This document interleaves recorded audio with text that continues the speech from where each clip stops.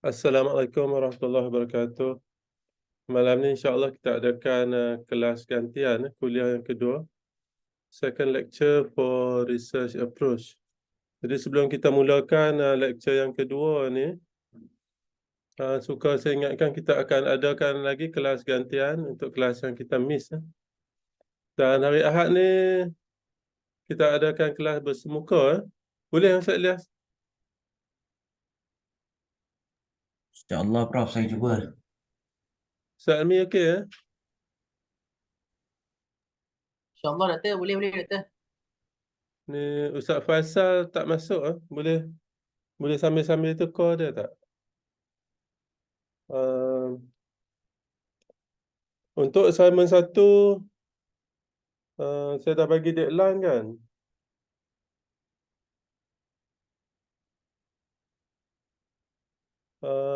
Saya pun tak ingat dah bila deadline, tapi kita set another deadline lah. Siapa ingat deadline dia bila?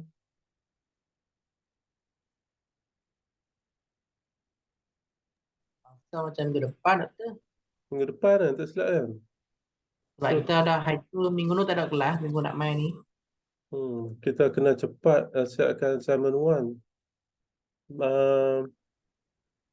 Okey, untuk assignment 1, deadline dia minggu depan. Kita jangan nak tengok tarikh. Kalau hari Sabtu boleh 23 bulan sorry, 30 bulan Setakat ni macam mana Ustaz Helmi? Ada apa-apa soalan tentang assignment boleh tanya kalau ada bahagian-bahagian yang tak jelas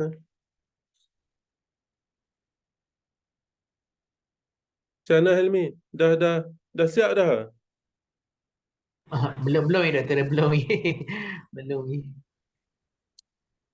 Uh, Ustaz Ilyas? Tak mula lagi lah Prof. 2 minggu ni tak ada outstation ni, ada di Sabah ni. Di Kedukun Dasang. Okey. Ustaz Faisal? Belum lagi dah. Apa ni doktor? Kalau boleh ada contoh ke doktor?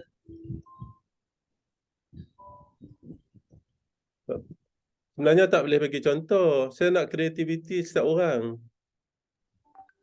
Oh iya ke? Yang Baik. penting faham apa yang nak ditulis. Tengok kuliah yang lepas boleh tak? Saya dah terangkan dalam kuliah yang lepas. Ada beberapa sebab saya tak nak bagi contoh. Yang pertama saya nak tengok kreativiti. Dan yang kedua saya nak yang contoh tu pun tak baik sangat. So research ni biar saya bagi tahu kelas ni adalah kelas yang paling susah. So kalau semua tak siap lagi, saya tak berapa happy lah. Buat salah tak apa. Tapi buat.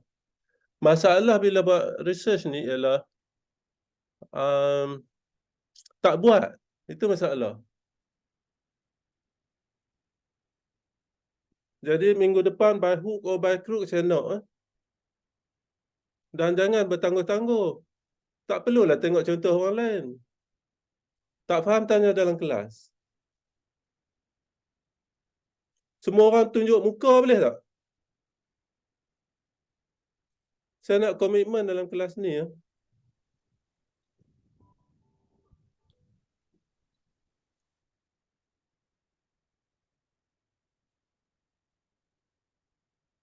Nak saya ulang balik tak? Macam mana nak buat assignment tu? Ataupun boleh tak tengok lecture yang lepas? Dalam lecture yang lepas, saya dah tunjuk contoh.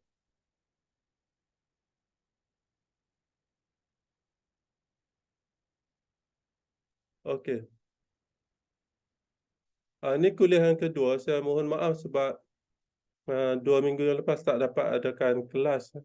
Sebab Sebab apa ni, kekangan masa lah. Okay, so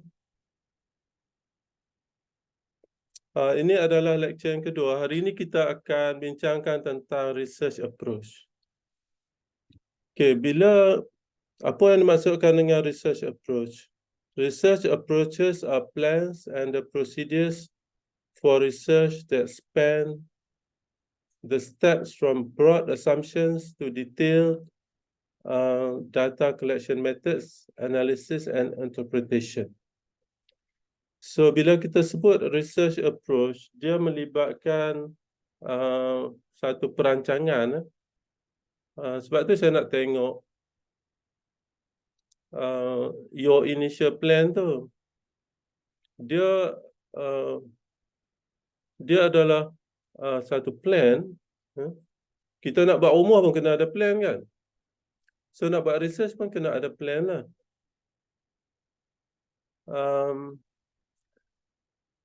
Dia adalah satu procedure that span the steps from broad assumptions to detailed data collection methods, analysis and interpretation.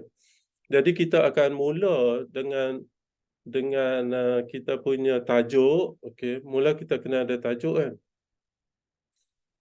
Dalam initial plan tu kena nyatakan apakah benda yang kita nak kaji. Untuk kita nak kaji itu kena ada problem statement. Problem statement ni adalah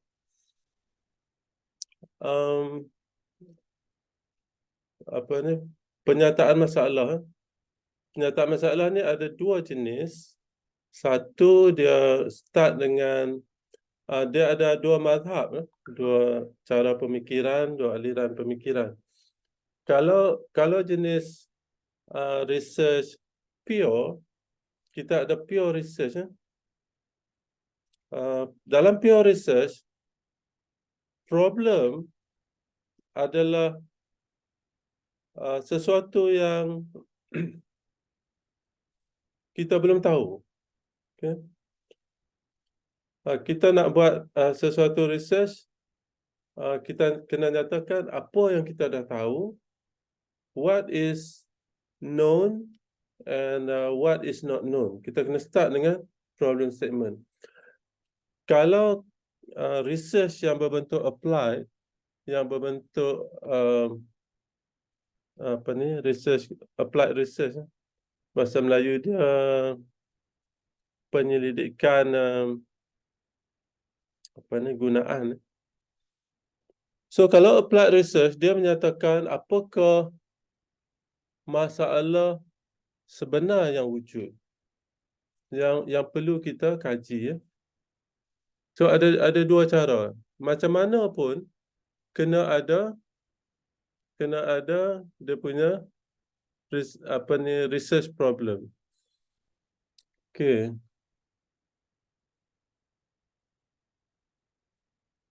So bila kita sebut research approach tu, kita kena decide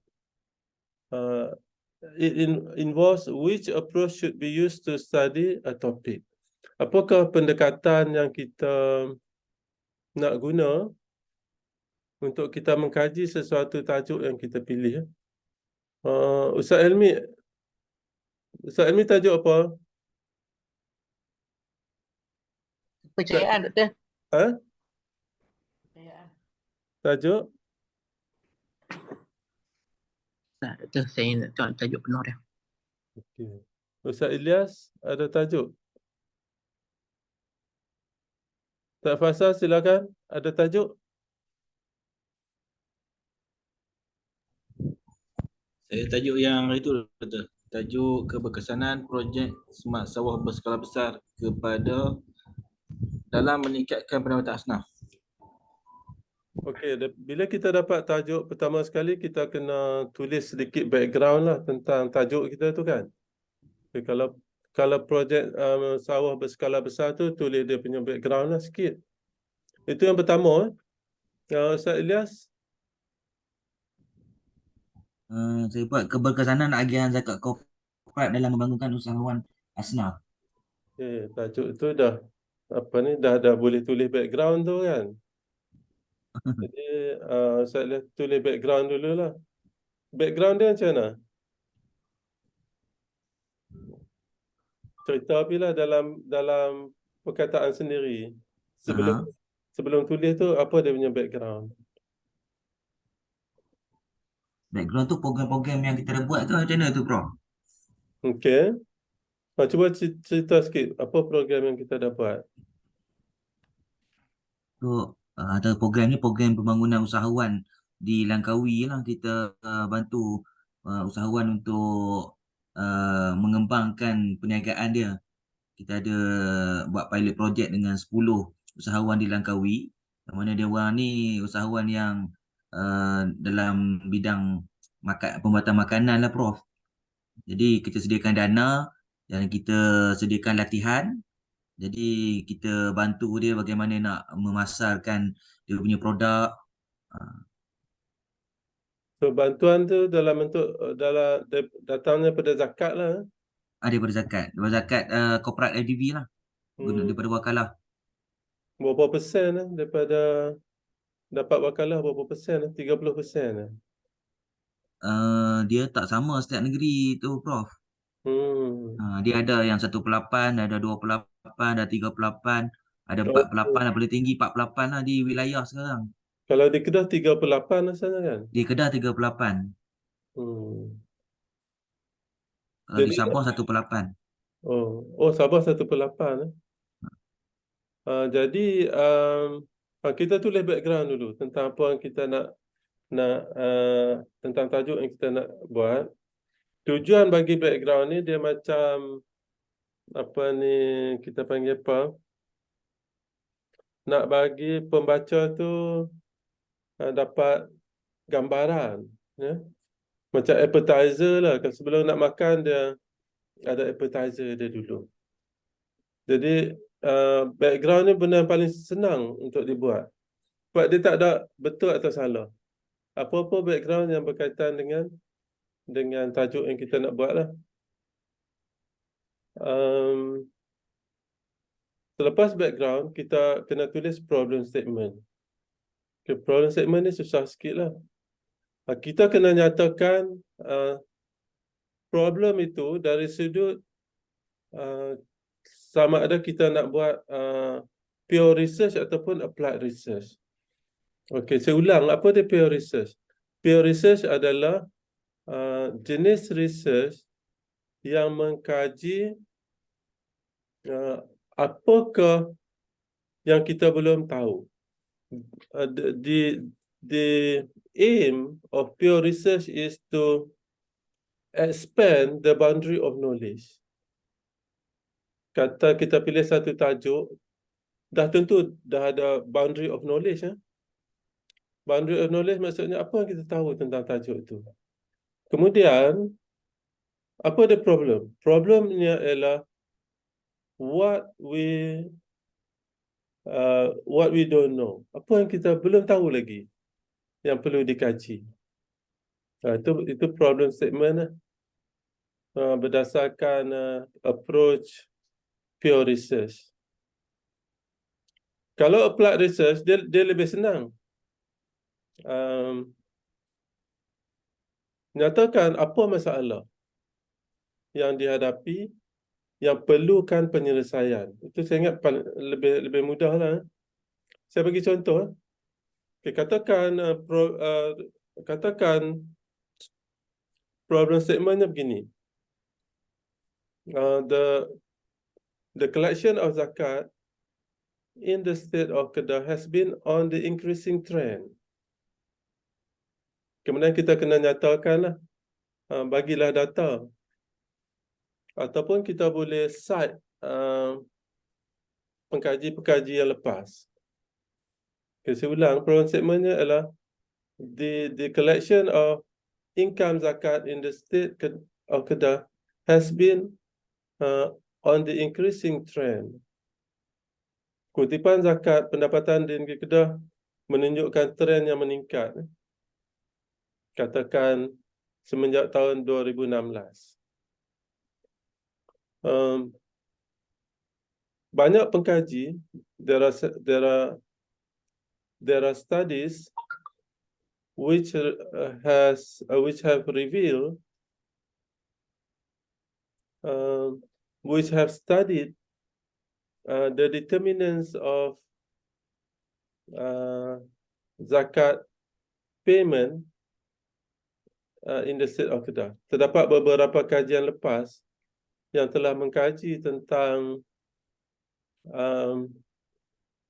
faktor-faktor yang menyebabkan peningkatan dalam pembayaran zakat pendapatan di negeri Kedah. Okey, faham tak perolehan statement tu? Soalan saya, di manakah problem itu? Ustaz Helmi, di mana Ustaz Helmi? Ustaz Ilyas, tembak. Soalan saya, di manakah problem itu?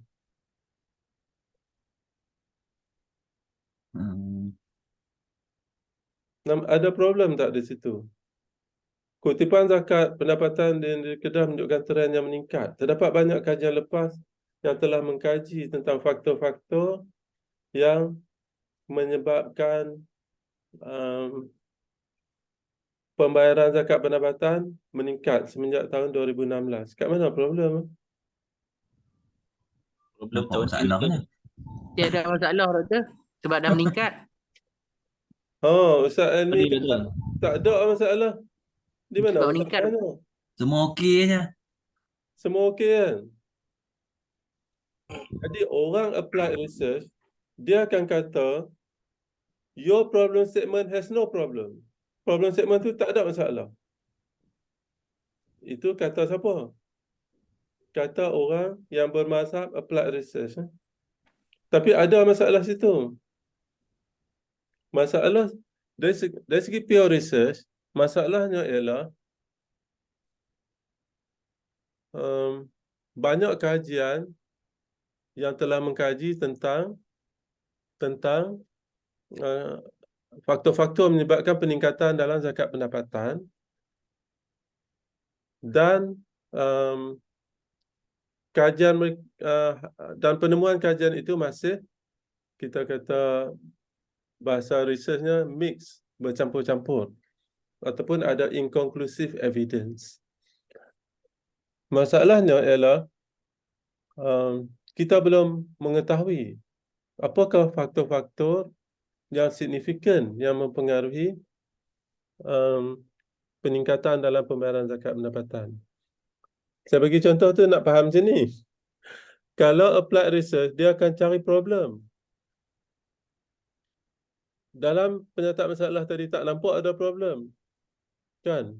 Tapi dari segi pure research, problemnya apa? Problemnya ialah banyak kajian lepas yang telah mengkaji tetapi tidak ada conclusive evidence. There is no conclusive evidence. Maksudnya orang tu mengkaji, dia dapat dapatan yang lain. Orang ni dapat dapatan yang lain. Bila dapat dapatan yang lain, dia panggil grey area. Itu satu benda yang belum jelas. Okey. Jadi soalannya kita nak tulis secara applied research ataupun secara pure research. Jadi bergantung kepada masing-masing lah. Kalau Ustaz Faizal nak tulis dalam bentuk pure research ke applied research?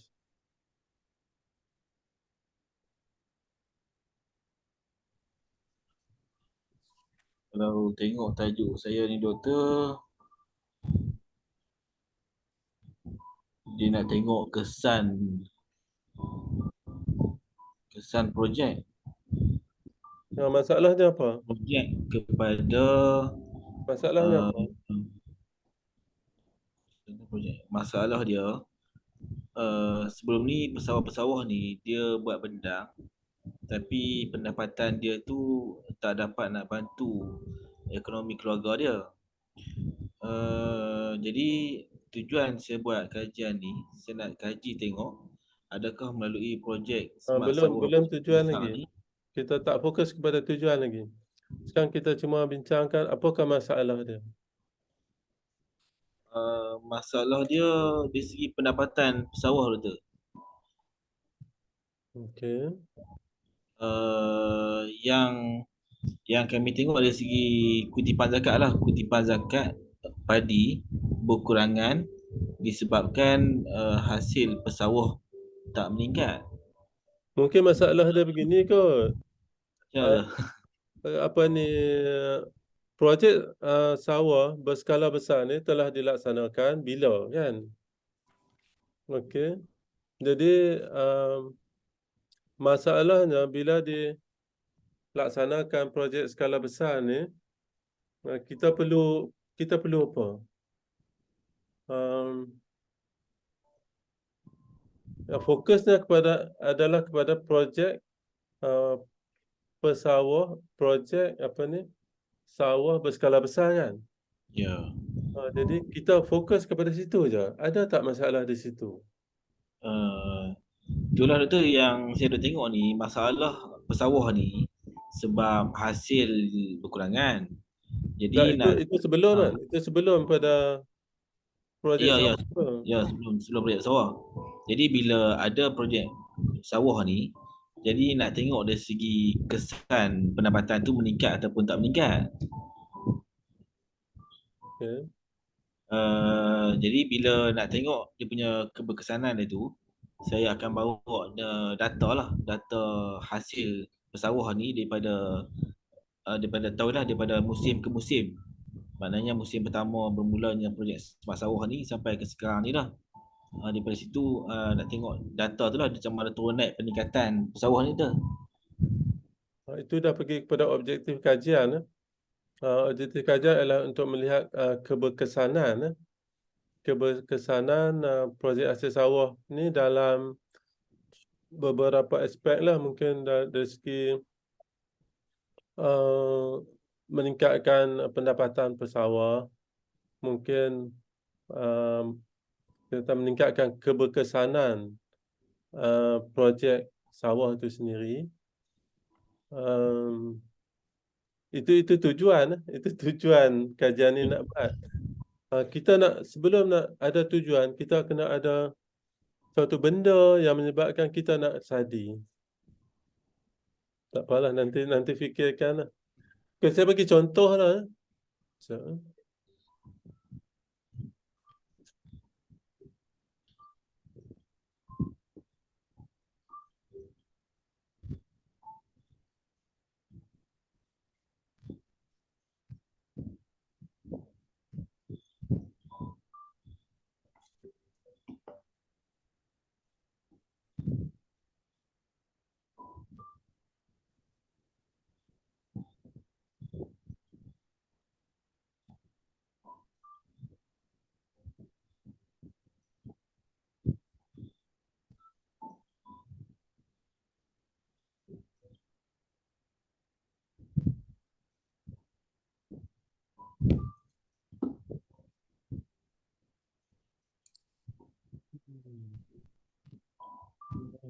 sekejap.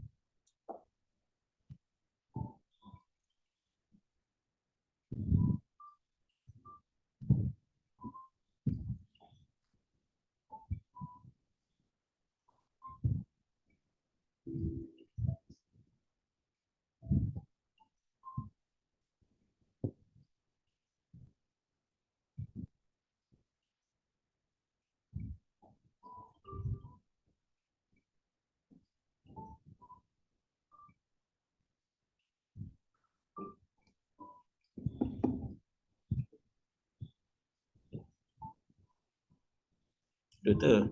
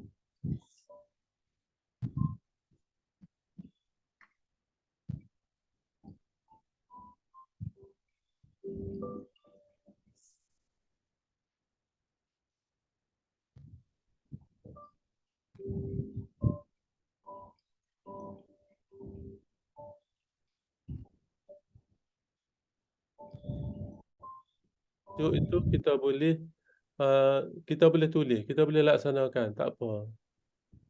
Ini tajuk contoh compliance behavior of income zakat in Kedah. Tajuknya adalah gelagat kepatuhan zakat pendapatan di negeri Kedah. Contoh tajuk. Okey, kita tengok dalam ni bukan initial plan, ni yang dah siap. Yang dah siap dia kena panjang. Kalau initial plan mula-mula kena ada background. Background apa-apa saja yang berkaitan dengan tajuk lah. Background ni paling senang, tulis je. Macam Ustaz Faizal tulis je background tentang apa ni, projek itulah, projek sawah berskala besar ataupun apa-apa yang berkaitan dengan projek um, projek sawah berskala besar tu. Contohnya boleh cerita tentang zakat sikit kan.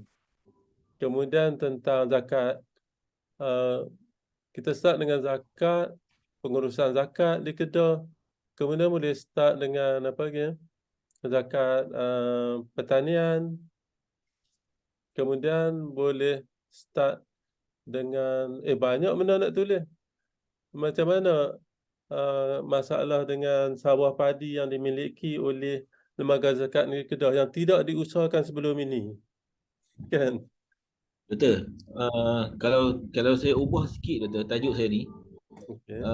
keberkesanan projek Semak Sawah Berskala Besar dalam kutipan zakat padi. Boleh tak? Tak apa, tajuk tu kita boleh diubah bila-bila masa. Tapi fokusnya adalah projek. Kemudian untuk permasalahan tu, saya relatekan masalah dia sebab kutipan zakat padi menurun. Boleh tak? Sekejap. Kita cerita background dulu. Jadi dalam background, apa-apa saja berkaitan dengan tajuk. Dalam tajuk tu ada apa? Padi kan? Sawah kan? Ya, ya. Ada sawah, ada zakat, ada pengurusan zakat di negeri Kedah. Ada petani. Ada petani. Jadi apa-apa saja. Saya ingat Ustaz Faizal start dengan Lembaga Zakat Negeri Kedah sendiri. Lepas tu pergi kepada zakat pertanian. Ini belum problem statement. Ini baru introduction kan. Macam-macam boleh tulis kan. Lepas tu mungkin sedikit sejarah tentang tanah yang dimiliki oleh Lembaga Zakat Negeri Kedah tu sebelum dijadikan projek. Apa masalah ada sebelum tu? Okey. Kan contohnya bila sebelum dijadikan projek sawah berskala besar ni, Nanti dia sewa. disewa dan Ya. apa masalah dia? Contoh sewa yang tidak dibayar oleh asnaf. Masuk dalam ni kan betul? Tak masuk dalam background dulu, tak apa. Masuk dalam Okey. background. Okey. Sikit-sikit. Kemudian dalam problem statement, saya ingat yang tu boleh masukkan juga tu. Dalam problem statement, boleh mula dengan isu dia. Isunya semasa tanah itu tidak dijadikan sebagai projek sawah berskala besar ni, isunya apa? Boleh cerita? Dari segi hasil yang kita kata kurang produktif lah. Sewa tanah yang tidak dibayar oleh asnaf kan. Kemudian isu apabila dilaksanakan projek. Kalau ada isu lah kan. Isu pengambilan balik tu. Isu apa? Isu pengambilan tanah tu daripada penyewa. Boleh tulis dulu. Nanti saya akan betulkan kemudian. Tulis dulu. Sebab pasal ada banyak maklumat. Cuma saya nak ajak cara nak olah tu supaya dia jadi satu research. Kan? Maklumat dah banyak. Lagi apa yang boleh kita kaitkan di situ? Isu yang ada sekarang. Apa dia kan? Tak apa, tulis dulu. Kemudian lepas problem statement, kita kena tulis tak payah panjang sebab ini yang dah lengkap. Dalam initial plan sikit-sikit je dulu. Bagi ada je dulu. Kalau tak ada, saya tak boleh nak guide. Wah, sini panjang lah. Okay. Research question. Kena ada berapa? Untuk master, saya cadangkan ada 3 lah. Kalau lebih pun tak apa. Apakah persoalan kajian yang kita nak selesaikan? At the end of the research, apakah persoalan yang kita akan selesaikan? Contoh di sini, does attitude have an influence on intention? Adakah sikap itu mempunyai pengaruh ke atas niat untuk membayar zakat pendapatan? Pada penghujung tesis ini, saya tak gambar pula. Mana dia? Pada penghujung tesis ini, kita akan menjawab sama ada sikap itu mempunyai pengaruh yang signifikan atau tidak ke atas niat untuk membayar zakat pendapatan. Itu cara kita tulis research question. Apakah persoalan yang kajian ini akan jawab bila siap, bila towards the end of the research, kan? Jadi bila kita tulis research question, kita tulis research objective lah. Research objective dengan research question dia macam cermin, dia macam reflect each other. Okay, does attitude have an influence on intention? Adakah sikap itu mempunyai kesan atau mempunyai pengaruh ke atas niat? Adakah? Okay, kalau objektifnya kita kata, objektif kajian ini adalah untuk mengkaji kesan sikap ke atas niat untuk membayar zakat pendapatan. Dia macam benda yang... Dia jawab balik. Oh, betul. Tu tanya, baru jawab. Yang ni dalam bentuk soalan kan? Oh, yang ni dalam bentuk statement, dalam bentuk perkataan. Kalau ada 3 research question, makna kena ada 3 research objective. Jadi tulislah dulu, jangan bimbang. Sebab research ni dia macam seni. Kalau orang tu menyanyi kan, seni kan. Dia menyanyi, kita tak boleh kata salah. Dia mungkin cara dia sendiri. Cuma saya sebagai coach ni, kalau saya jadi coach untuk menyanyi, contoh Ustaz Ilyas nak menyanyi lagu My Way. Menyanyi ya dulu. Saat lagi saya tegur. Al-Hafiz tu. Oh, Ustaz Ilyas tak nyanyi, dia Hafiz lah. Ustaz Ilyas tak boleh nyanyi kan? Tak pandai pun, doktor. Contoh Tapi dia. Al-Hafiz selalu suara ustaz, suara sedap ke? Kalau kita ubah contoh, katalah saya nak Ustaz Ilyas jadi coach kepada saya untuk membaca, katalah baca Quran kan, tahsin kan. Jadi benda pertama Ustaz Ilyas kena buat, Ustaz Ilyas nak buat apa? Kalau nak coach saya lah untuk tahsin Quran. Buat macam mana tu maksudnya, doktor? Yalah, katalah saya kata ni Ustaz Ilyas, saya nak belajar lah pada Ustaz Ilyas untuk improve saya punya bacaan Quran lah, dari segi tajwid, dari segi makhraj. Ustaz nak kata apa kat saya?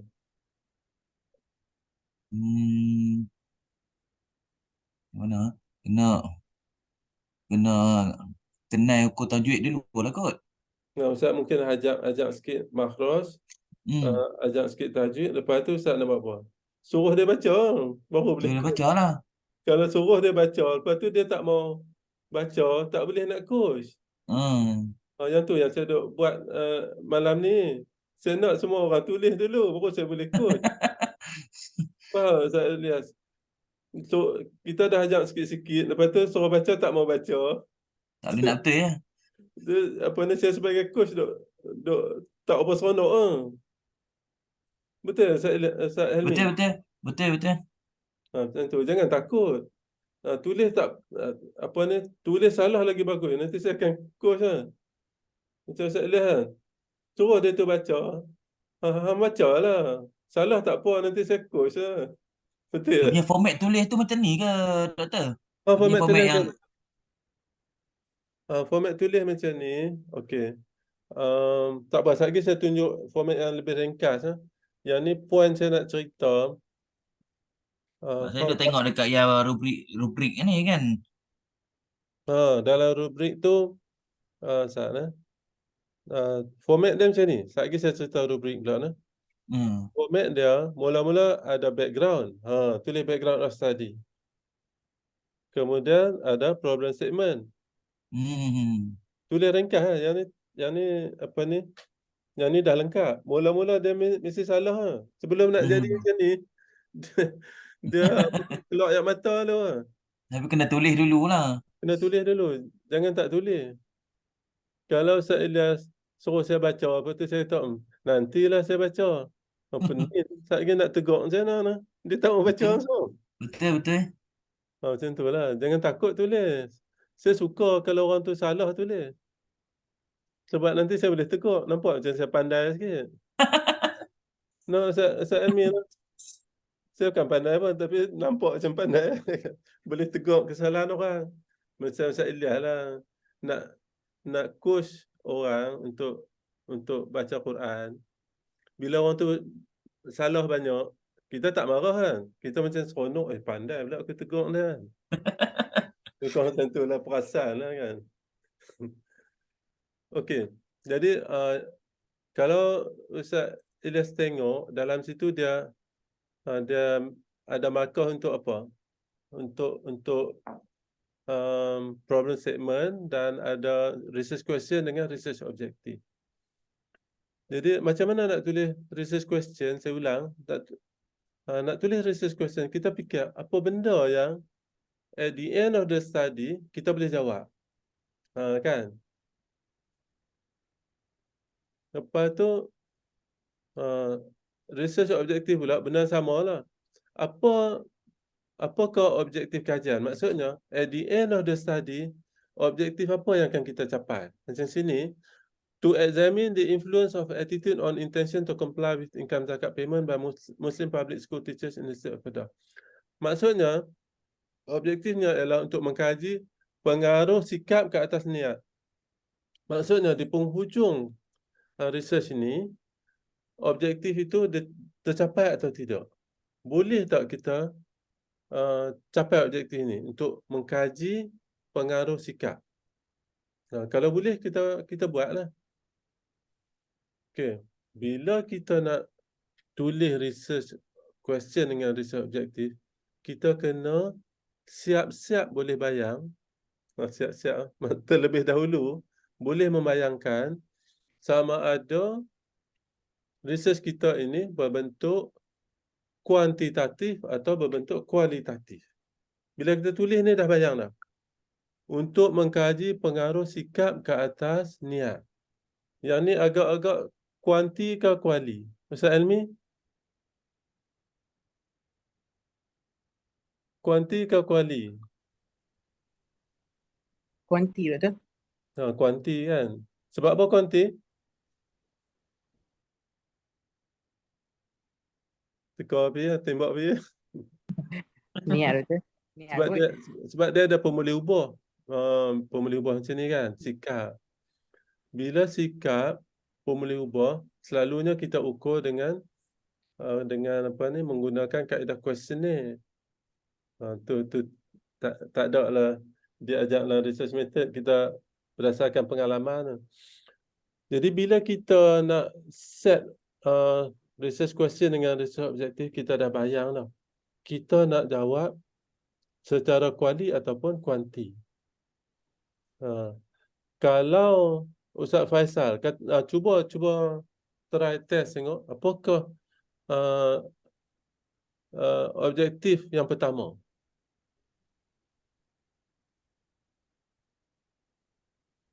Yang Ustaz tadi kata untuk mengkaji keberkesanan.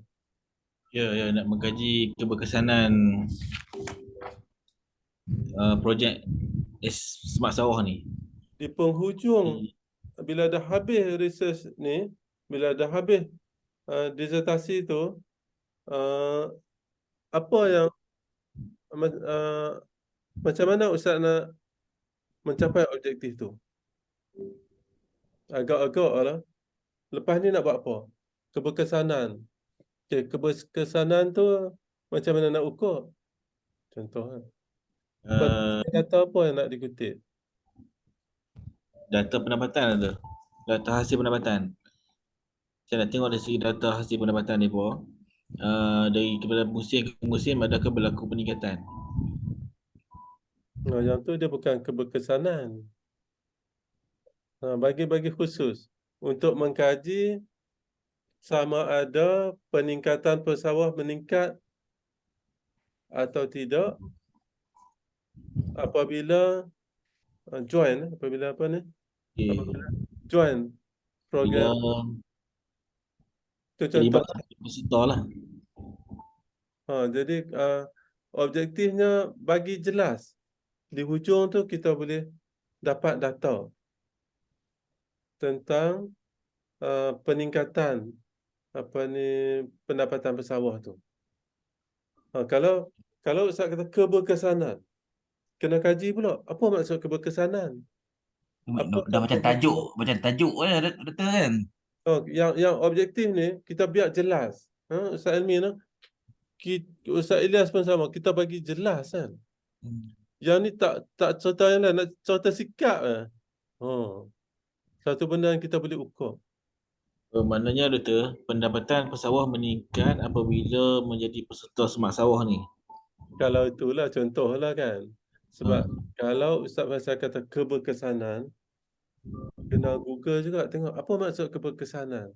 Macam mana kita nak ukur keberkesanan? Macam Kalau kita letak je doktor untuk mengkaji peningkatan. tu contohlah kan.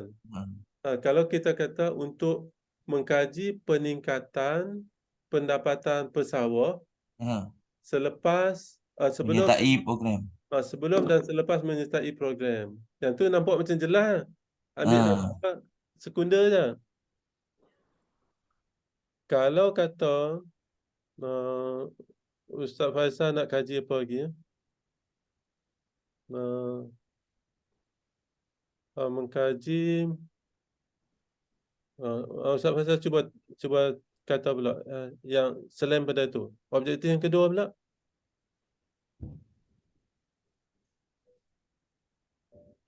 Dia lagi tak main tu. Tak apa.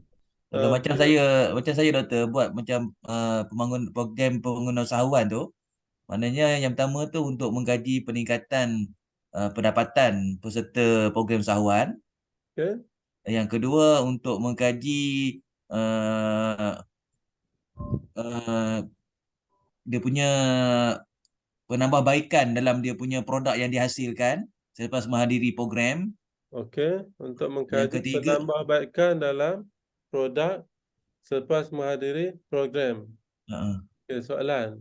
Macam mana di penghujung disertasi itu apa jawapan yang Ustaz Ilyas jangka? maknanya kualiti produk yang dihasilkan lah. Bagus. Kemudian apakah data yang Ustaz Ilyas nak kumpul untuk membuktikan, kita panggil hipotesis itulah. Hipotesis adalah dia punya peningkatan jumlah hasil jualan. tengok daripada hasil jualan. Okey. Hasil jualan tu menunjukkan kualiti. Kualiti. Jadi dia benda lain pula. Benda lain Kualiti pula. satu benda lain. Hasil jualan tu dia satu benda lain pula kan. Kalau ni saya bagi. Kalau kualiti kita nak ukur macam mana tu doktor? Tu saya nak tanya. Kalau peningkatan kualiti, saya nak ukur macam mana? Saya bagi tips nak bagi senang-senang je lah kan. Ustaz Ella boleh lah interview. Interview katalah nak interview siapa, nak tengok kualiti produk tu. Pegawai yang terlibat dalam monitoring the product. Ada tak? Kan? Interview tu data yang boleh support kita punya objektif dan research question. Untuk master ni saya recommend interview lah. Apa-apa saja yang kita nak tulis sebagai objektif tu, kalau kita boleh jawab dengan interview bagus. Apa Okey, ni? okey. Itu kalau kita buat kuali lah, nampak macam nak buat kuali.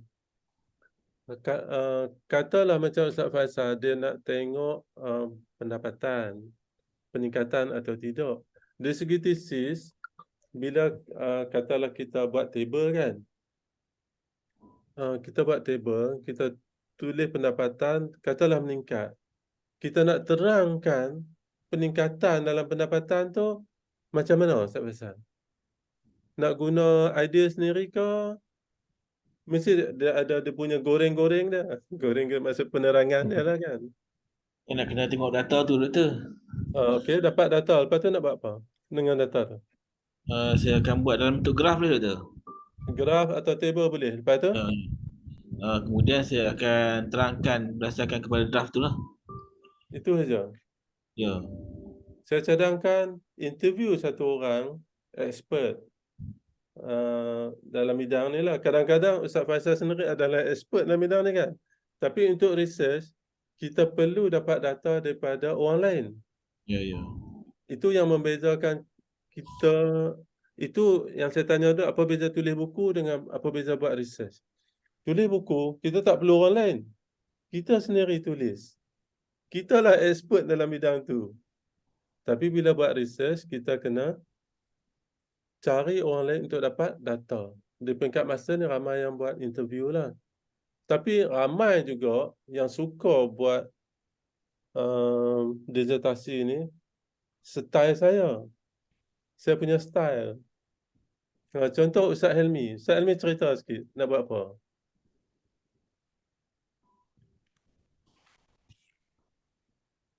Nak share pun boleh. Kalau dah tulis sikit boleh share. Saya Doktor, saya nak cerita berkaitan dengan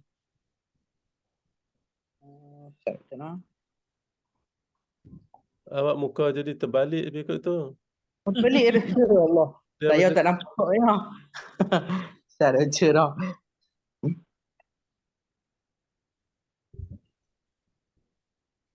Saya tengok Ustaz Faisal dengan Ustaz Ilyas, dia ada tajuk dia yang khusus. Yang saya rasa menarik lah. Cuma setelah ni saya nak guide macam mana kita nak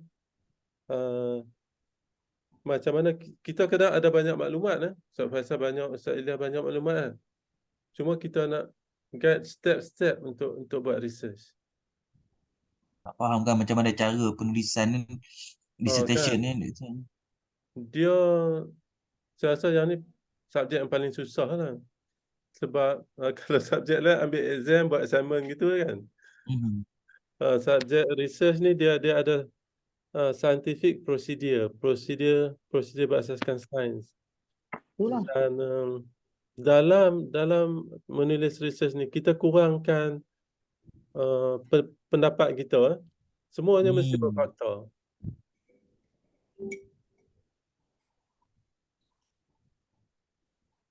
Ustaz Amin nak share? Tajuk saya Doktor, berkaitan faktor-faktor yang mempengaruhi gelagat kepatuhan zakat pendapatan dalam kalangan setahun Indonesia Doktor. Yang dah tulis dah boleh share? Belum Doktor. Baru berjumpa secara unofficial lah dengan pihak unit gaji. Untuk dapatkan data tu Doktor. Okey, tak apa, saya tunjuk contoh yang ni kita sambung yang tadi ya. Jadi kita setkan 3 research question, 3 research objektif ya. Okey, kalau kita buat kuanti ya, macam Ustaz Helmi nak buat kan. Okey, kita akan kena buat alignment dengan, kalau kita buat kuanti ya, kita kena ada apa? Yang paling penting dalam kuanti kena ada benda ni. Dia panggil kerangka kerja teori, theoretical framework. Kena ada macam ni. Nanti Ustaz Ilmi carilah benda-benda macam ni. Apa ni? Tadi nak buat faktor-faktor yang mempengaruhi gelagat kepatuhan zakat di kalangan Staff Tahu Unisia. ya Hmm. doktor. Mungkin boleh ambil daripada yang ni je lah. Tengok. Dia ada sikap, dia ada subjective norm, perceived behavioral control, moral obligation, Islamic religiosity. Kita kena buat theoretical framework. Nanti kita akan discuss macam mana nak buat theoretical framework ni lah. Buat masa sekarang, kaedah yang paling senang lah Ustaz Elmi. Kaedah paling senang, cari 1, 2 ataupun 3 thesis yang ada framework macam ni. Lepas tu kita buat framework kita yang tak sama dengan orang lain. Okey, faham doktor. Kan? Lepas tu, bila kita dah ada framework, Saya share. nak share? Saya doktor. Yang dah itu kan saya dah buat itu. Cuba share Sebentar tengok. doktor. Cuba share.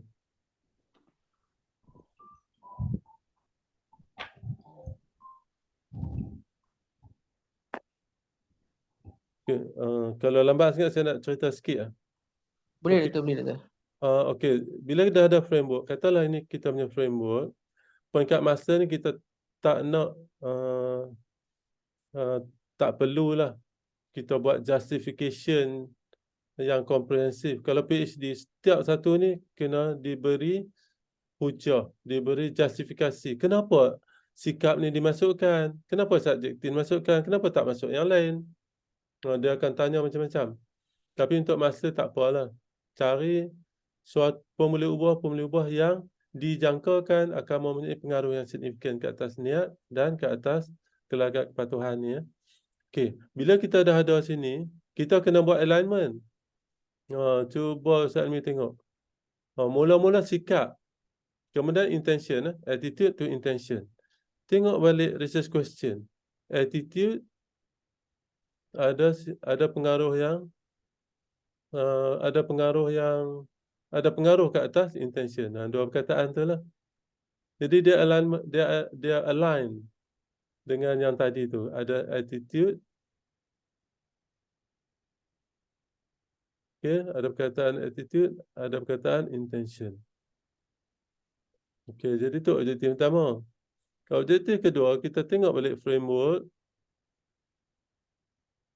Framework kita tadi yang kedua adalah subjective norm dengan intention. Okay, kita tengok research question kita. Ada tak perkataan subjective norm dan perkataan intention? Ada subjective norm sini dan ada intention. Okay. Macam tu. Dan seterusnya lah. Doktor, kalau saya nak tukar gelagat kepada kepercayaan boleh doktor? Okay. Soalannya, Maksudnya faktor-faktor yang mempengaruhi kepercayaan, kepatuhan zakat, pendapatan kalangan staf Hisham. okay. Kalau nak buat kepercayaan, katalah nak tukar compliance behavior, kemudian tukar dengan trust. Contoh kan? Betul doktor? Okay, soalan tu boleh tak? Boleh. Tapi yang ni semua kena tukar. Attitude, subjective norm, perceived behavioral control, moral obligation ni semua kena tukar. Sebab yang ni dia mempengaruhi niat, niat mempengaruhi gelagat. Kalau nak buat trust, kena study balik siapa yang pernah buat tajuk trust atau kepercayaan ni. Sebagai DV ni yang duduk kanan sekali ni. DV ni tajuk kita lah. Dependent variable. Boleh ubah bersandar nama dia. Dependent variable. Jadi, boleh contoh ke jurnal tu ada saya share dalam group doktor. boleh ke tak? Boleh. Kalau kita boleh dapat DV di sini. Trust. Dan kena dapat dia punya IV. Okay. Boleh. Habis cerita lah. Tak habis cerita. Okay. Okey. Tak habis, tak okey. Okay. Lepas tu, katalah kita tukar yang ni, tukar yang ni. kita kena cari kajian-kajian yang ada dalam kajian itu questionnaire items. Contoh soalan questionnaire. Kalau tak ada, nak buat sendiri tak apa. Dinasihatkan untuk saya buat satu yang kita tidak ada questionnaire item. Kadang bila kita baca jurnal, Helmi, bila kita baca jurnal, dia tak bagi questionnaire item. Bila tak bagi, Ya, nanti kita kena buat questionnaire item. Kalau nak buat sendiri, nasihat saya tak payah. Sebab untuk buat questionnaire item tu, dia ada proses yang sangat susah. Dia ada, nanti kita akan belajar lah proses pengesahan validity dengan reliability. Helmi, nak bagi senang macam ni je. Ambil mana-mana research yang memang lengkap macam ni. Tak mestinya research ni lah. Tengok-tengok, oh ada dia punya questionnaire dia lah. Oh contoh tu, ada questionnaire lah. Bahasa Melayu, bahasa Inggeris. Untuk memudahkan di peringkat master lah. Sebab ada satu semester je. Kalau di peringkat PhD boleh. Nak develop questionnaire item sendiri boleh. Dia ada proses-proses. Jadi nasihat tu tak payahlah. Kami cari yang tajuk yang mana framework dia tu, kita ada framework dan siap ada questionnaire item yang kita boleh sesuaikan, yang kita boleh adapt dengan adopt. Okey. Nak share, jumpa. ada yang saya share dalam grup tu Doktor, jurnal yang berkaitan dengan tajuk kerjaan tu Nak lah, sebab share di sini. Share di sini. Oh, Supaya sini semua ya. orang nampak. Tesis tu ada, itu juga tak cari Doktor.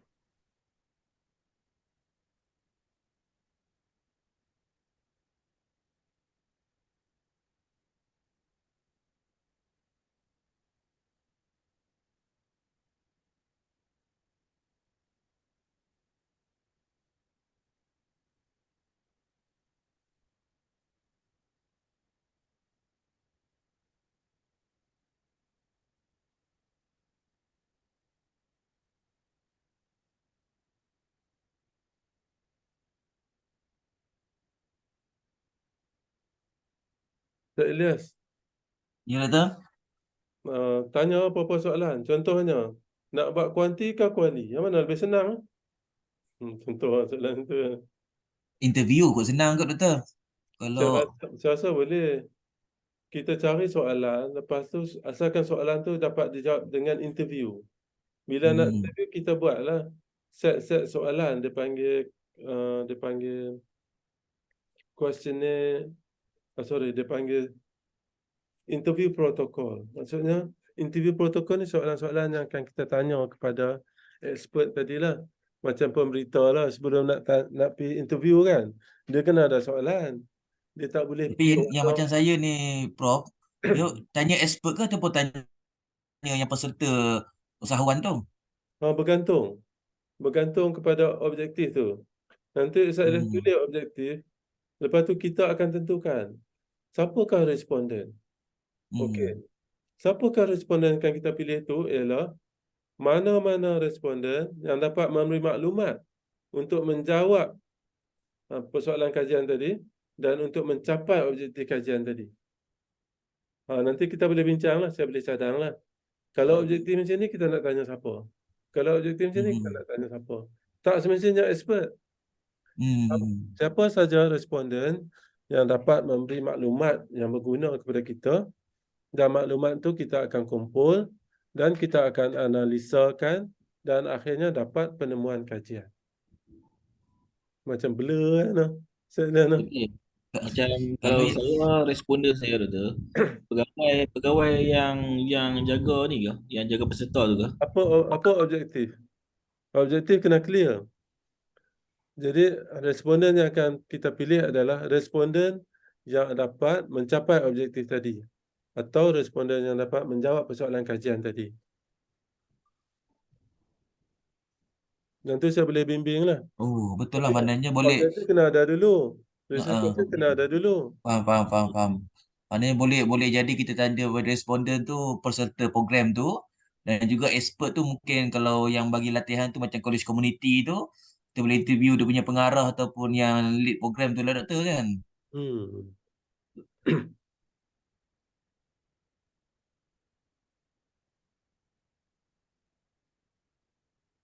So, Ustaz Almi maknanya tak untuk yang buat yang initial plan ni, maknanya kita start dengan background, lepas tu betul. problem statement, Okey. lepas tu objektif kajian ya. Ya. Sekejap saya share contoh. Background ni berapa ni tu? Berapa patah Initial, perkataan? initial plan dia sikit je. Saya bagi contoh.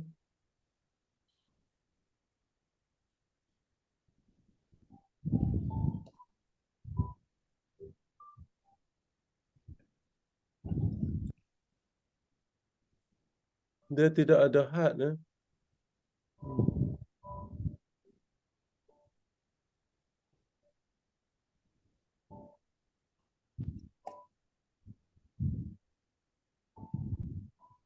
Saya bagi contoh assignment yang semester lepas.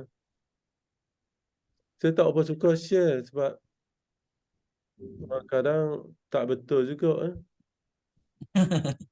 Kalau tunjuk contoh, kalau contoh tu pun tak betul, tuan tengok ni dia dapat 16/20. Okeylah nah. Okey, tajuk dia faktor yang mempengaruhi pemilihan pelanggan terhadap perkhidmatan institusi Ar-Rahnu Yapim di Negeri Sembilan. Okey, agak-agak yang ni kuanti ke kuali? Yang ni kuanti ya. Bila kita sebut faktor je, dia mesti ada kuanti ya. Question, macam questionnaire lah ni doktor kan. Biasanya macam tu. Okey, tengok dia buat apa. Dalam 12 muka surat je. Okey, mula-mula dia tulis apa? Sekejap, tak bergerak pula. Okey, cover dia lebih kurang macam ni lah. Kalau nak tahu cara dia buat tu je doktor, nanti baru dapat idea macam mana nak buat tu. Tengok dia tulis bab 1, sepatutnya bab 1 dia tak ada bab. Tu saya payah nak tunjuk contoh. Tapi Dia markah sepatutnya belum, tulis apa doktor? belum ada bab. Sini tak ada. Oh. Kalau nak tulis mungkin boleh tulis pengenalan. Macam saya kata tadi apa background lah. Background of the study kan. Apa-apa background ni apa ni latar belakang kan pengenalan lah. Latar belakang. Latar belakang kajian contoh gitu. Apa-apa saja berkaitan dengan Ar-Rahnu lah dia tulis itu. Okey. Latar belakang. Sini ada latar belakang. Sini pendahuluan. Tak payah. Kita boleh start dengan latar belakang je kan. Kalau nak buat macam ni pun tak apa juga. Tak apa. Ataupun nak start dengan latar belakang terus pun tak apa. Contoh dia start dengan latar belakang kajian. Apa-apa saja berkaitan dengan Ar-Rahnu lah dia tulis. Okay, kemudian dia kena ada problem statement lah, penyataan masalah. Okay, kita tengok tajuk dia. Faktor yang mempengaruhi pemilihan pelanggan. Dia nak cari kenapa pelanggan tu pilih Ar-Rahnu. Kenapa dia pilih Ar-Rahnu Yapim dan tidak yang lain. Itulah. Jadi yang ni dia mula dia tulis latar belakang kajian, apa-apa saja yang berkaitan dengan Ar-Rahnu. Kemudian ada penyataan masalah. Tengok macam mana dia tulis. Macam mana dia tulis masalah tu? Tak semestinya betul ya. Tapi tengok macam mana dia tulis. Dia kata panjang dia tulis. Okay, saya baca. Kecenderungan Muslim di Malaysia terhadap produk perbankan Islam adalah disebabkan oleh pelaksanaannya yang bebas pada unsur yang diharamkan oleh syarak seperti amalan riba, gharar dan maisir. Kebanyakan pelanggan yang beragama Islam memilih perkhidmatan perbankan Islam berbanding konvensional berikutan lambatkan penawaran perkhidmatan Ar-Rahnu kepada masyarakat. Okay, dia kata dia nak sebut di sini terdapat banyak skim Ar-Rahnu yang ditawarkan kepada masyarakat lah. Selain itu, peningkatan kos sara hidup yang semakin menekan kehidupan masyarakat menjadikan Ar-Ronu sebagai salah satu alternatif yang sangat relevan kepada pemilik emas dalam memanfaatkan emas yang dimiliki untuk dapatkan pembiayaan mudah tunai. Ya. Kemudian dia kata pada 6 Februari 2023, Yapim telah melancarkan pelan pembangunan komuniti sempat sering hasrat Perdana Menteri 10 dalam membangunkan Malaysia Madani. Usaha ini memfokuskan aspek ekonomi pendidikan dan kebajikan bertujuan memperkasa komuniti sempat seterusnya bakal memberi kesan kepada bilangan pelanggan yang akan memilih Yapim sebagai salah satu institusi Ar-Ronu pilihan. Walaupun terdapat pelbagai kajian lepas yang membincangkan pemilihan produk Ar-Ronu dalam kalangan masyarakat, namun kajian belum dibuat. Dia nak kata ada kajian lain lah. Ini dia nak masuk kepada problem dia. Dia nak cerita ada banyak kajian lain yang telah dijalankan. Cuma belum fokus pada Negeri Sembilan, Doktor. Belum fokus kepada Ar-Ronu Negeri Sembilan. Yang ni dia panggil what we know. Apa yang kita dah tahu. Betul. Apa yang kita dah tahu adalah apakah kajian-kajian lepas yang telah dijalankan. Okay.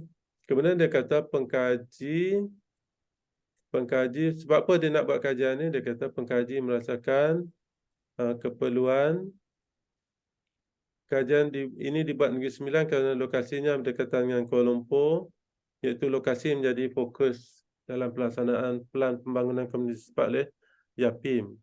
Jadi dia kata penting juga nak buat di Negeri Sembilan ni. Promosi ini jangka akan menyumbang kepada berlakunya pertambahan pelanggan Ar-Ronu Yapim seluruh negara. Justru kajian ini akan bantu pihak Yapim. Itu ada masalah dia ialah banyak kajian yang telah dilaksanakan ke atas Ar-Ronu tapi belum ada yang dilaksanakan ke atas Ar-Ronu Yapim. Itu dia punya problem statement. Apa yang kita dah tahu, apa yang kita belum tahu. Belum ada kajian ke atas Ar-Ronu Yapim. Itu problem statement dalam style cara pure research. Okay.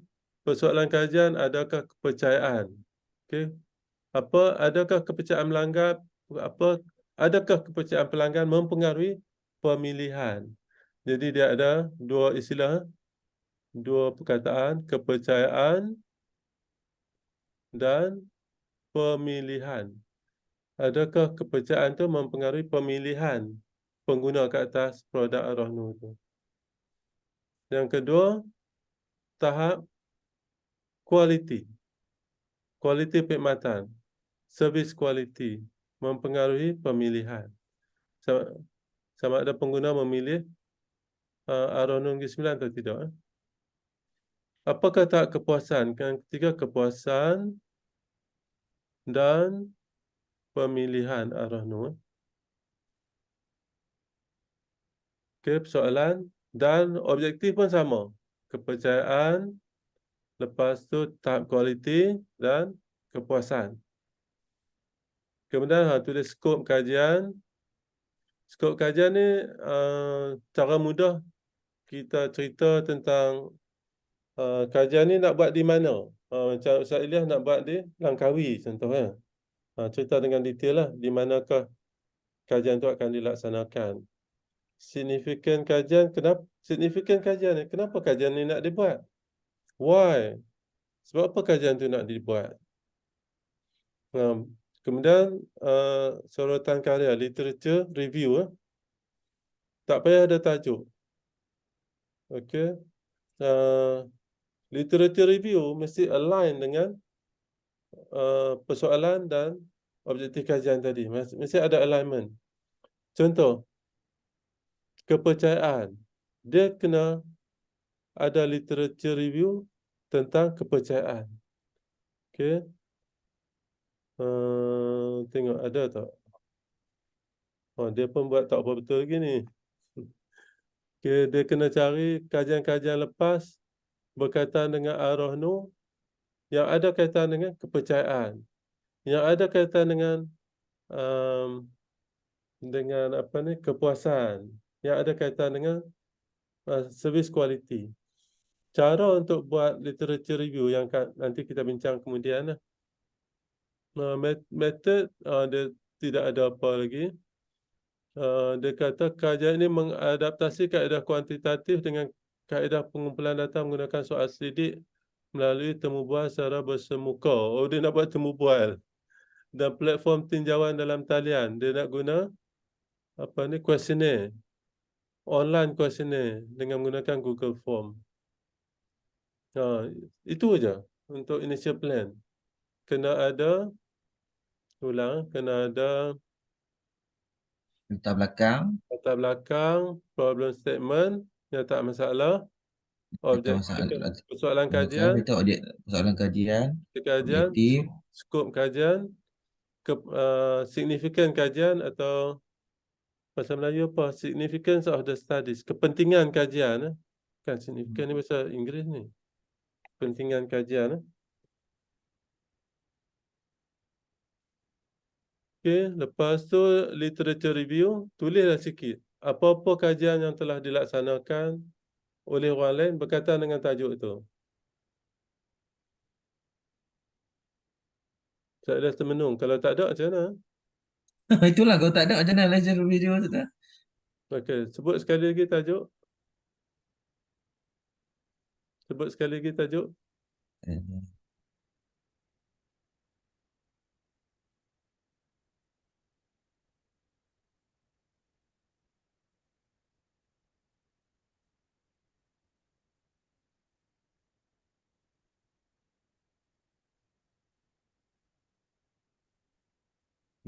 Keberkesanan agihan zakat korporat IGV dalam membangunkan usahawan asnaf. Jadi tajuk tu ada dua benda yang utama lah. Yang pertama adalah tentang wakalah agihan zakat. Betul tak? Yang kedua tentang asnaf. Jadi nanti Google saja.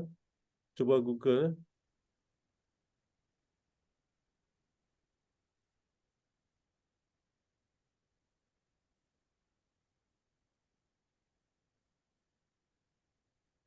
Okay, kita Google tengok. Okay, dia boleh Google straight dan boleh juga guna Google Scholar. Okay, katalah kita guna Google Scholar dulu.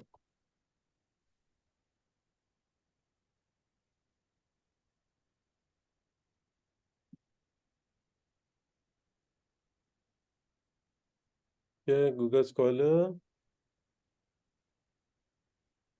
Kita type lah apa keyword dia. Contoh tadi, kalau kita tulis bahasa Inggeris, effectiveness of zakat distribution in helping asnaf. Contoh, tengok ada tak?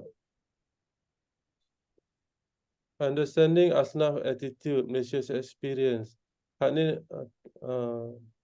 jadi mula sekali apa Ustaz Ilyas boleh download lah ni. Download dan baca dan buat satu literature review dululah. Yang simple-simple dulu. Kita akan bincang dengan detail dalam lecture yang akan datang lah. Tapi untuk setakat ni, saya cuma nak ajak cara nak download je dulu. Okey, itu cara kita nak buat literature review lah. Sini boleh download lah. Klik kat kanan. Literature review ni Prof, maknanya kita buat satu kesimpulan daripada artikel tu kan? Untuk malam ni lah, kita akan belajar dengan detail. Untuk secara ringkas malam ni, kita boleh fokus kepada satu benda saja untuk malam ni lah, iaitu finding. Jadi kita akan pertama sekali kita akan nyatakan apakah objektif kajian dia sesuatu kajian tu, kita fokus dua benda, objektif dan findings. Kita tulis dulu, nanti kemudian saya akan ajar cara untuk synthesize. Dan synthesize ni, kita bukan macam berita. Kalau berita macam mana? Kawan ni tahun ni mendapati apa? Kawan ni pula mendapati apa? Itu berita kan? Tapi setakat ni tulis macam tu dulu. Pertama tulis nama pengarang,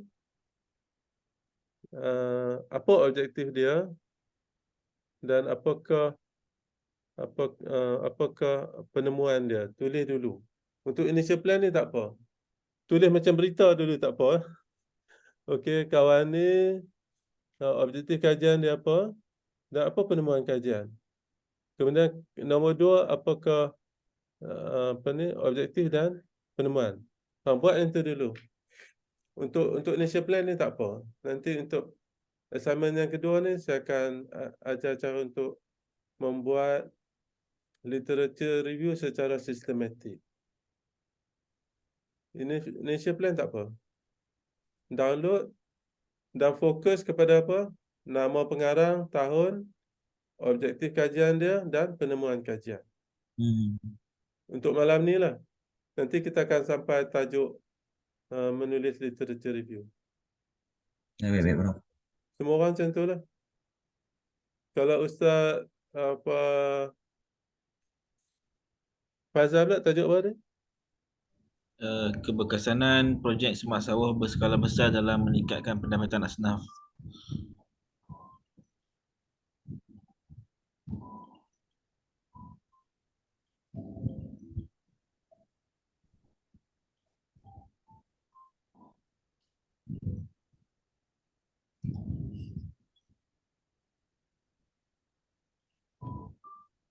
Mungkin boleh buat tajuk yang sama dulu kot.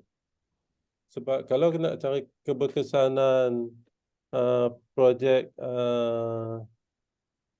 apa ni, Semak sawah. pesawah tu mungkin belum ada. Jadi ambil yang ni je dulu. Keberkesanan agen zakat dalam membantu asnaf. Buat yang tu dulu. Nanti kita akan cari kemudian.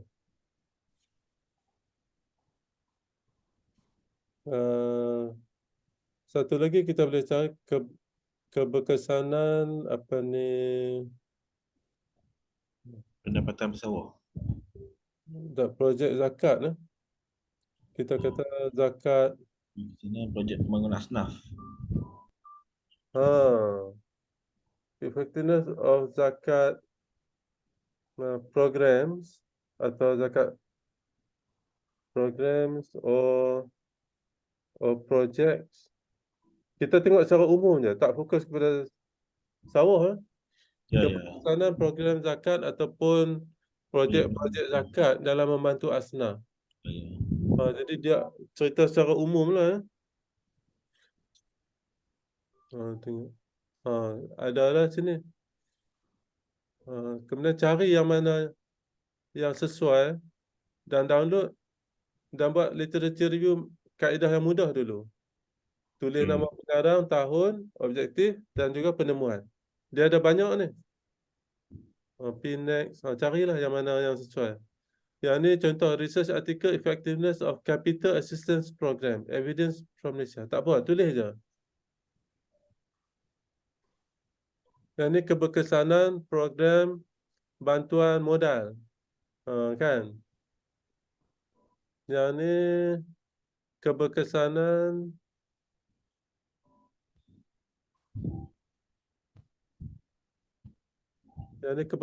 pengurusan zakat di Brunei. Tak apa, tulis je. Pilih mana salah satu ada. Bukan pilih mana satu, salah satu. Pilihlah 10.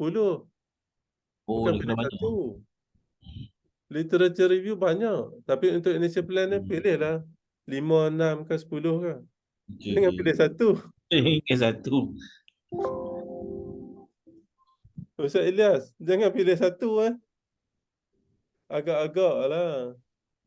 Dia Tu boleh jadi panjang sikit nulis. Download, saya kata download 10. Okey. Dia ada beratus-ratus, ada banyak ni. Download 10 dulu untuk initial plan ni. Apa-apa tajuk yang kita rasa ada kaitan lah dengan tajuk yang kita nak buat tu. Saya tak apa suka nak tunjuk dengan detail sebab saya nak kita buat mengikut kreativiti sendiri. Tapi dengan ada panduan lah. Macam nak ajak orang main bola. Cara nak gelecek macam ni, macam ni. Kita tak suruh dia gelecek style kita. Ini style saya. Kamu nak gelecek style kamu, kamu boleh cipta cara gelecek yang baru, tak apa. Tapi tetap mesti ikut prosedur yang betul. Tak boleh lah nak gelecek guna tangan Ustaz Lia. Gelecek bola mesti dengan kaki. Gitu. Main bola mesti pakai seluar. Jangan main bola pakai kem plekat.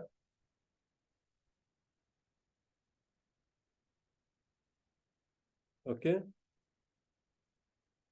Kita Ustaz Helmi pergi mana? Tidur ke? Dah doktor. Ingat tidur. Okey. Kita sambung sikit lagi. Boleh doktor. Okey, sambung nota ni. Okey, semua orang nampak sikit kot macam mana nak buat initial plan. Dan nasihat saya ialah jangan takut. Tulis dulu, salah tak apa. Okey. Kita pergi kepada research design. Bila kita buat sesuatu research, kita kena fikirkan apakah kaedah yang kita nak guna. Kita nak guna kualitatif, kita nak guna kuantitatif, kita nak guna mixed method. Mixed method adalah kaedah yang menggabungkan kuanti dengan kuali. Okey, sekarang ni kita nak bezakan antara kuanti dan kuali. Kuantitatif. Bila sebut quantitative research, maksudnya data yang kita kutip dan kita analisa adalah data yang bernombor, numerical data. Quantitative research refers to the type of research based on the methodological principle of positivism and neo-positivism. It adheres to the standards of a strict research design developed before the actual research. It is applied for quantitative management. Quantitative measurement, pengukuran kuantitatif. Data tu mesti dalam bentuk nombor. Bila kata nombor, maknanya nanti boleh dibuat analisa. Dan biasanya kita akan menggunakan analisa statistik yang akan kita belajar kemudian. Bila nak guna kuantitatif ni? Kuantitatif ni digunakan dalam keseluruhan, dalam kajian yang meliputi semua aspek kehidupan. Yang penting ada nombor. Contoh kajian kuantitatif adalah kajian yang menggunakan data kuesioner. Okey, atau kajian yang menggunakan data sekunder. Dapatkan data daripada apa ni, yearly report atau daripada mana-mana bahan. Okay, yang penting data tu bernombor. Ustaz Ilyas nak buat kuanti ke kuali?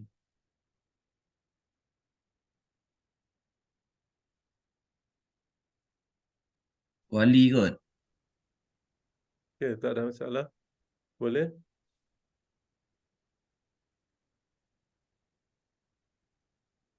Kuanti atau kuali adalah pilihan masing-masing.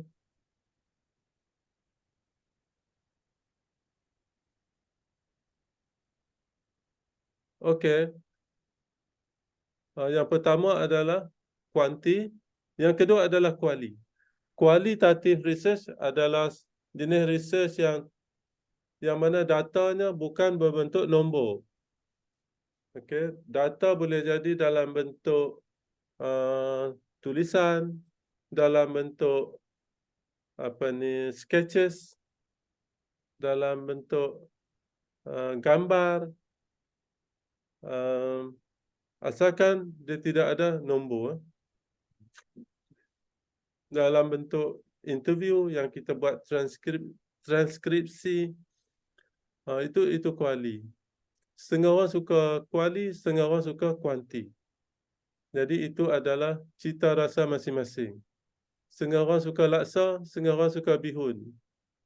Yang mana lebih sedap, cita rasa masing-masing. Kalau kita nak bincang qualitative research, sebenarnya ada banyak qualitative research yang ada tapi tidak digunakan dalam Islamic finance. Jadi yang ni saya ingat saya tak go through lah. Nanti ada masa kita akan patah balik dan cerita dengan lebih detail lah. Okey, yang ni yang saya sebut tadi pure research dan applied research. Okey, apa dia pure research? Researchers use pure research to develop new knowledge. Pure research ni adalah satu jenis kajian yang tulen. Tujuannya apa? Tujuannya ialah untuk develop new knowledge. Untuk membangunkan pengetahuan baru. Mesti kita start dengan apa yang kita tahu. Lepas tu kita nak buat research untuk mengembangkan lagi apa yang kita tahu. So,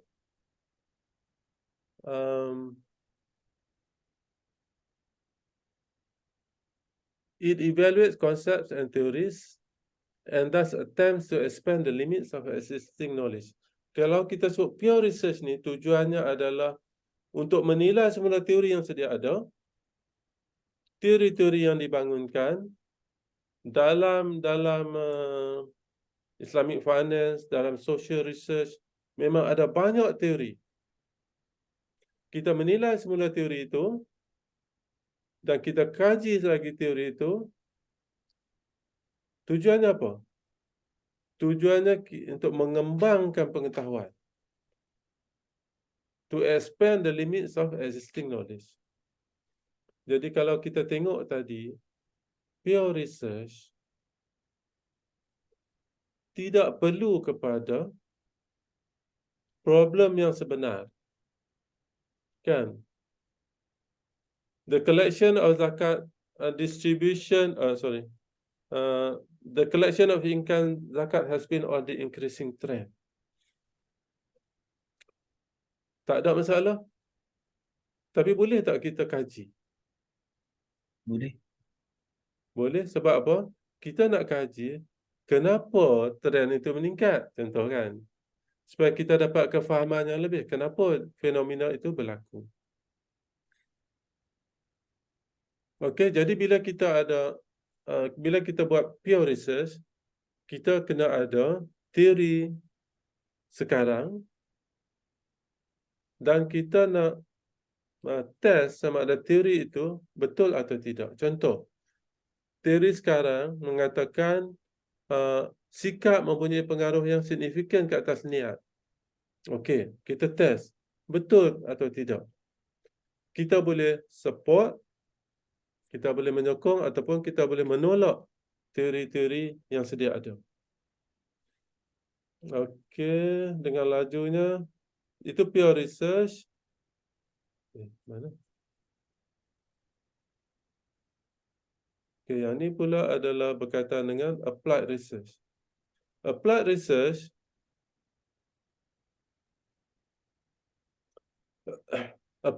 ni dijalankan apabila wujudnya suatu masalah sebenar. Mesti wujud masalah sebenar. Contohnya zakat, pertanian menunjukkan trend yang semakin menurun. Contohlah, contoh saja. Bila ada trend menurun dalam kutipan zakat, itu boleh dijadikan sebagai problem. So, applied research, kajian gunaan ini digunakan apabila wujudnya suatu masalah real life, masalah yang sebenar yang khusus yang memerlukan kepada penyelesaian. Jadi tujuannya ialah untuk mendapatkan penyelesaian kepada masalah yang wujud.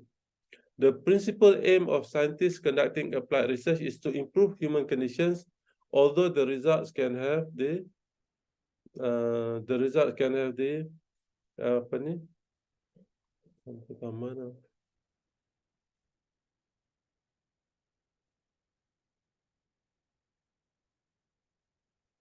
Dah hilang. Nampak tak?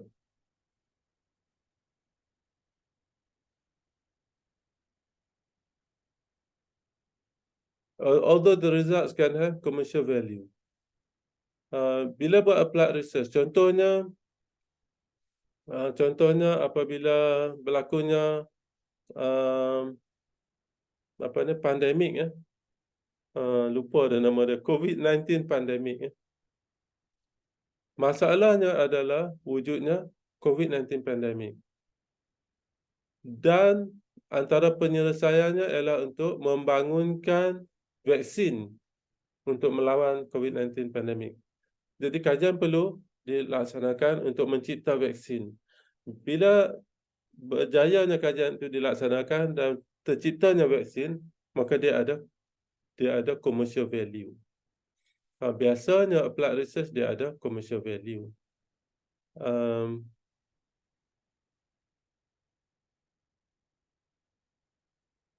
Dan pure research biasanya tidak ada commercial value.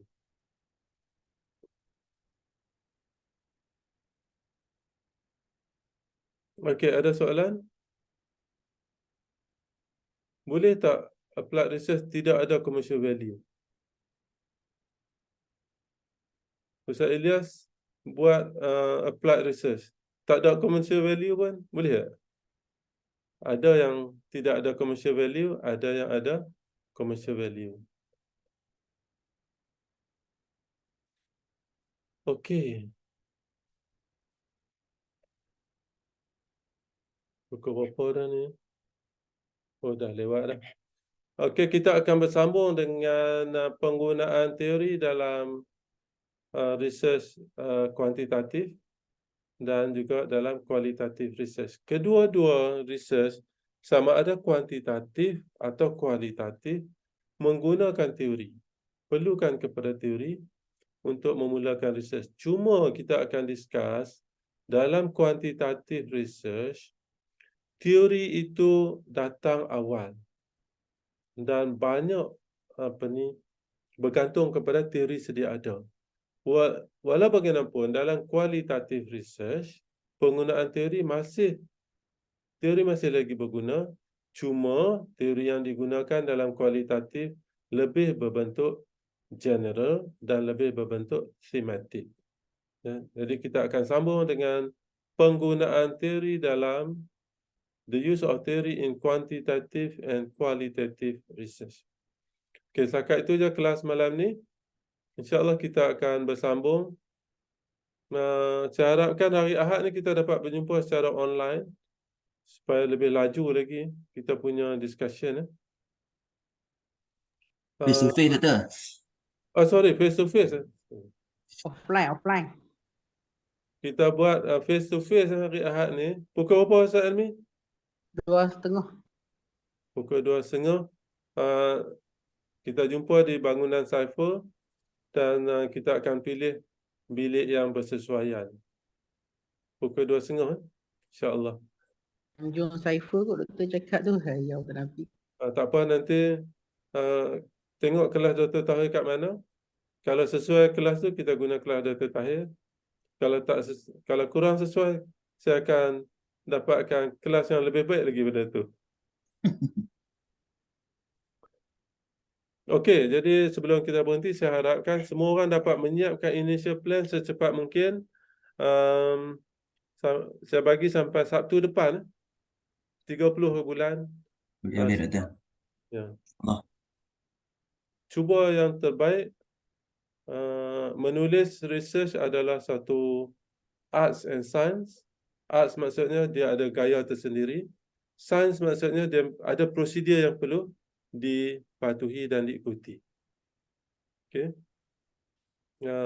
Bagi saya buat research suatu yang mencabar, tapi bila dah cekap, dia adalah suatu yang menyeronokkan dan boleh jadi addiktif, boleh jadi ketagih.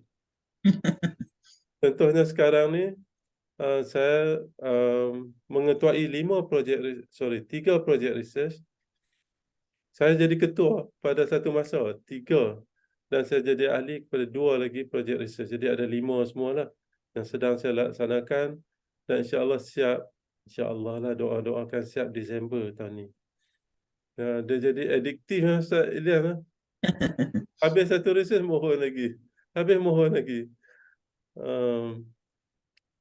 Jadi untuk kelas akan datang, saya harap ada banyak soalan lah tentang research ni. Sebab saya pun nak belajar benda baru.